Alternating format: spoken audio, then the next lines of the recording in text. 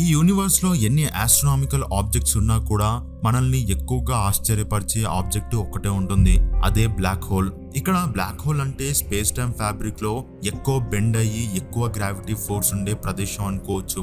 And ఈ black hole నుండి light కూడా తప్పించుకోలేదు అని మనం చాలా సార్లు వినుంటాం. దానికి కారణం లైట్ ఒక్కటే ఈ యూనివర్స్ లో ఎంత దూరమైనా ప్రయాణించగలదు.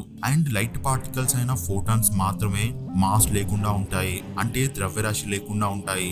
అలాంటి మాస్ లేని ఫోటాన్స్ ని కూడా తనలోకి లాక్కుంటుంది అంటే అది యూనివర్స్ లో ఎంత భయంకరమైనదో మనం ఊహించుకోవచ్చు. అలాంటి బ్లాక్ హోల్స్ కూడా ఏదో ఒక రోజు అంతమైపోతాయి అని స్టీఫెన్ హాకింగ్ ఆయన థియరీలో వివరించాడు. ముందుగా బ్లాక్ హోల్ కి ఉండే ఈవెంట్ హొరైజన్ ని దాటి ఏది వెళ్ళినా, అంటే ఫోన్స్ కానీ, పెన్ కానీ, కార్ కానీ, రాకెట్, ఆటమ్ బాంబ్, చివరికి భూమి వెళ్ళినా అది ఇక అనంత కాలంలో ఎప్పటికీ తిరిగి రాదు. అండ్ ఒక బ్లాక్ హోల్ తో ఇంకొక బ్లాక్ హోల్ ఢీకొన్నా అవి రెండు కలిసి ఒకే బ్లాక్ హోల్ గా మారుతాయి తప్ప అవి అంతం అవ్వవు. సో దానిలోకి ఆటమ్ బాంబు వేసినా అది బ్లాక్ హోల్ లో పార్ట్ అయిపోతుంది. అలాగే బ్లాక్ హోల్ కి వేరే ఆస్ట్రోనామికల్ ఆబ్జెక్ట్ ఢీకొన్నా అది ఆ ఆబ్జెక్ట్ మ్యాటర్ ని లాగేసుకొని దాని సైజ్ ని పెంచుకుంటుంది. అయితే అలాంటి బ్లాక్ హోల్ కి అంతం లేదా అని 1974 వరకు అందరూ అనుకునేవారు. కానీ 1974లో స్టీఫెన్ హాకింగ్ దాని గురించి ఒక థియరిటికల్ ఆర్గ్యుమెంట్ ని డెవలప్ చేశాడు. దాని ప్రకారం బ్లాక్ హోల్ కి కూడా హాకింగ్ రేడియేషన్ రూపంలో అంతం ఉంటుంది అని అన్నాడు.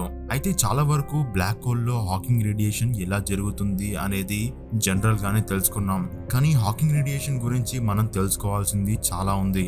ముందుగా జనరల్ గా మనకు తెలిసింది ఏంటంటే ఈ యూనివర్స్ లో పదార్థాన్ని మొత్తం ఒక పక్కన పెడితే ఎంప్టీ స్పేస్ అనేది ఉంటుంది. ఈ ఎంప్టీ స్పేస్ లో విర్చువల్ పార్టికల్స్ అనేవి పుడుతూ మళ్ళీ ఒకదానితో ఒకటి కలిసి చనిపోతూ ఉంటాయి.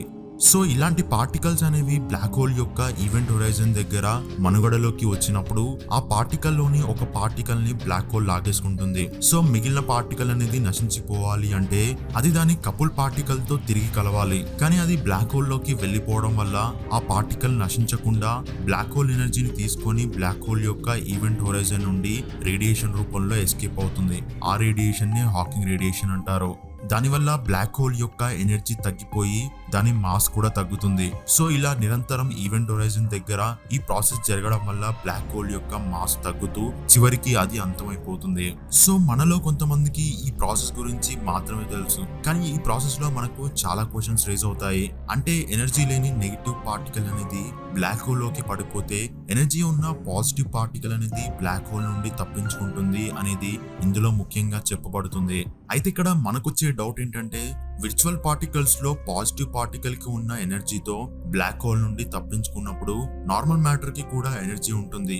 అలాంటి నార్మల్ మ్యాటర్ ఎందుకు ఎస్కేప్ అవ్వలేదు అని అనుకుంటాం. అలాగే ఇంకొక డౌట్ ఏంటంటే బ్లాక్ హోల్ అనేది మ్యాటర్ ని తనలోకి లాగేసుకున్న కొద్దీ దాని సైజ్ పెరుగుతూ వెళ్ళాలి. కానీ అలా పెరగకుండా హాకింగ్ రేడియేషన్ ని ఎలా విడుదల చేస్తూ పరిమాణం తగ్గించుకుంటుంది అని అనుకుంటాం. అయితే హాకింగ్ రేడియేషన్ గురించి జనరల్ గా మనకు తెలిసింది కేవలం పదార్థానికి ఉండే పార్టికల్ నేచర్ నుండి మాత్రమే. అంటే యూనివర్స్ లోని ప్రతిదీ ఒక పార్టికల్ గా భావిస్తూ చెప్పుకున్న ఎక్స్ప్లెనేషన్ మాత్రమే. నిజానికి స్టీఫెన్ హాకింగ్ ఆయన పబ్లిష్ చేసిన పేపర్ లో క్వాంటమ్ ఫీల్డ్ థియరీని ఉపయోగించుకొని ఎక్స్ప్లెయిన్ చేయడం జరిగింది. అదేంటంటే క్వాంటమ్ ఫీల్డ్ థియరీ ప్రకారం ప్లానెట్స్ కి గ్రావిటేషనల్ ఫీల్డ్ ఉన్నట్లు, మ్యాగ్నెట్స్ కి వాటి చుట్టూ మ్యాగ్నెటిక్ ఫీల్డ్ ఉన్నట్టు ఈ యూనివర్స్ మొత్తం క్వాంటమ్ ఫీల్డ్ తో నిండి ఉంటుంది. ఈ క్వాంటమ్ ఫీల్డ్స్ అనేవి స్ట్రింగ్ లాగా వైబ్రేట్ అవుతూ కంపిస్తూ ఉంటాయి. అలాంటి స్ట్రింగ్ వైబ్రేషన్స్ అనేవి యూనివర్స్ అంతటా నిత్యం జరుగుతూనే ఉంటాయి. అలాంటి వైబ్రేషన్స్ లో ఫ్లక్చువేషన్స్ వచ్చినప్పుడు ఇంతకు ముందు మనం చెప్పుకున్నట్లు విర్చువల్ పార్టికల్స్ అనేవి మనుగడలోకి వస్తాయి. అయితే ఈ క్వాంటమ్ ఫీల్డ్స్ లో పాజిటివ్ వైబ్రేషన్స్ ఎలా ఉంటాయో అలాగే నెగిటివ్ వైబ్రేషన్స్ కూడా ఉంటాయి. అయితే పాజిటివ్ ఫ్రీక్వెన్సీ ఉన్న ఆసిలేషన్స్ అనేవి టైంలో ముందుకు ప్రయాణిస్తాయి. అలాగే నెగిటివ్ ఫ్రీక్వెన్సీ ఉన్న ఆసిలేషన్స్ అనేవి టైంలో వెనక్కి ప్రయాణిస్తాయి. సో ఇప్పుడు ఇది క్వాంటమ్ ఫీల్డ్ థియరీలో చెప్పినట్లు స్పేస్ లోని ఫీల్డ్ లో ఒక స్ట్రింగ్ అనుకోండి. ఇప్పుడు ఈ స్ట్రింగ్ ని టచ్ చేస్తే ఇది వైబ్రేట్ అవుతుంది. అయితే ఈ స్ట్రింగ్ అనేది ఇలా రకరకాలుగా వైబ్రేట్ అవ్వచ్చు. కానీ అవి అలా వైబ్రేట్ అయ్యేటప్పుడు ఒకవేళ ఆ స్ట్రింగ్ లో ఏదైనా ఒక దగ్గర మనం దాన్ని పట్టుకుంటే ఆ వైబ్రేషన్స్ అనేవి డిస్టర్బ్ అవుతాయి.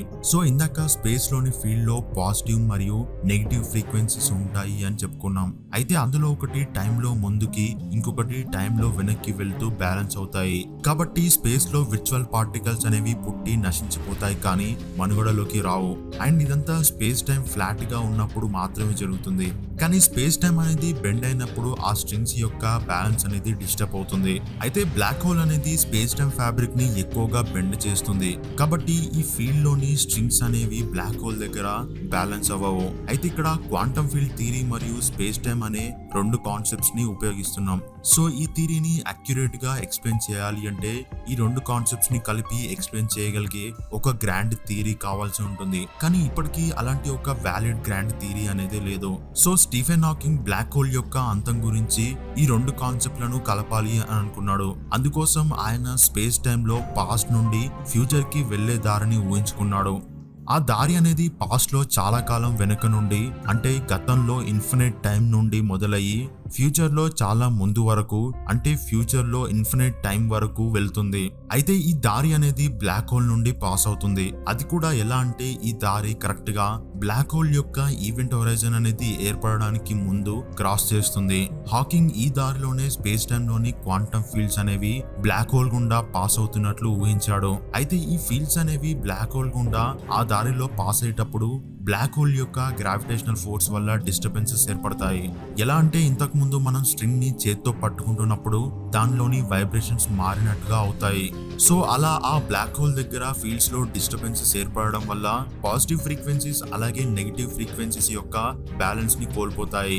అలా అవి బ్యాలెన్స్ అవ్వకపోవడం వల్ల ఆ ఫీల్డ్ యొక్క ఎనర్జీలో ఫ్లక్చువేషన్స్ ఏర్పడి పార్టికల్స్ అనేవి మనుగడలోకి వస్తాయి, అంటే ఎగ్జిస్టెన్స్ లోకి వస్తాయి. అండ్ అలాగే ఈ పార్టికల్స్ అనేవి కేవలం ఒకే చోట కాకుండా, అంటే ఈవెంట్ హొరైజన్ దగ్గర మాత్రమే కాకుండా ఈవెంట్ హొరైజన్ నుండి చాలా దూరం వరకు ఉండే రీజియన్ లో కూడా ఎగ్జిస్టెన్స్ లోకి వస్తాయి.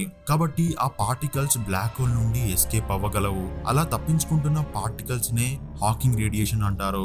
ఆ రేడియేషన్ అనేది చాలా వరకు రేడియో వేవ్స్ రూపంలో బ్లాక్ హోల్ నుండి ఎస్కేప్ అవుతుంది. అయితే law of conservation of energy ప్రకారం మనం ఎనర్జీని క్రియేట్ చేయలేం, అలాగే డిస్ట్రాయ్ చేయలేం. కాబట్టి ఆ పార్టికల్స్ కి కావాల్సిన ఎనర్జీ అనేది ఏదో ఒక చోటు నుండి రావాలి. కాబట్టి ఆ పార్టికల్స్ అనేవి బ్లాక్ హోల్ యొక్క స్పేస్ టైం కర్వేచర్ యొక్క ఎనర్జీని అబ్జర్వ్ చేసుకొని హాకింగ్ రేడియేషన్ రూపంలో ఎస్కేప్ అవుతుంది. ఐన్స్టీన్ ఈక్వేషన్స్ ప్రకారం స్పేస్ టైం యొక్క కర్వేచర్ తగ్గితే బ్లాక్ హోల్ మాస్ కూడా తగ్గుతుంది. సో అలా రేడియేషన్ ఎస్కేప్ అయ్యే కొద్దీ బ్లాక్ హోల్ లోపలికి ఏది వెళ్ళకపోతే మెల్లగా బ్లాక్ హోల్ యొక్క మాస్ తగ్గుతూ వచ్చి చివరికి బ్లాక్ హోల్ అనేది పేలిపోతుంది. అయితే ఒక బ్లాక్ హోల్ అనేది తన సైజ్ లో 0.000001% తగ్గడానికి 10,000 బిలియన్ ఇయర్స్ పడుతుంది. సో నెమ్మదిగా అయినా యూనివర్స్ లో ప్రతి దానికి అంతం ఉంటుంది. చివరికి బ్లాక్ హోల్ అయినా సరే అది అంతం అవ్వాల్సిందే అనేది ఈ థియరీ ద్వారా మనం తెలుసుకోవచ్చు.